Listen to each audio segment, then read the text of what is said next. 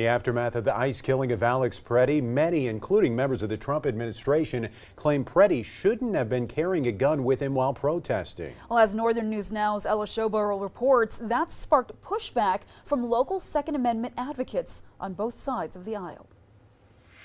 Immediately after Alex Pretti was killed in Minneapolis, members of the Trump administration had called him an assassin.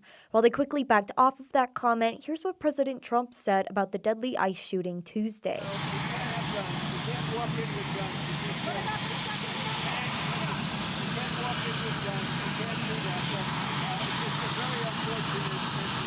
However, legally, he had every right to be carrying, and local gun advocacy groups are pushing back on the president and anyone else saying otherwise. To go out and preemptively demonize him by saying he was intent on massacring agents without providing a single shred of evidence to prove it is really disappointing.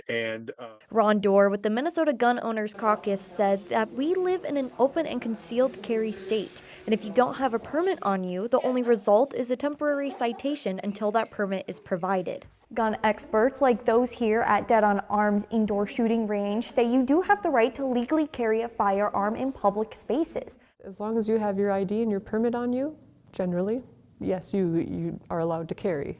Minnesota Gun Owners Caucus said that those public spaces include at protests.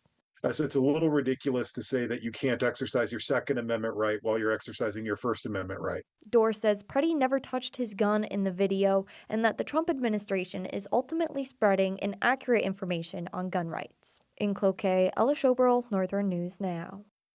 Dorr also said it's common for firearm owners to carry a backup magazine like Pretti had.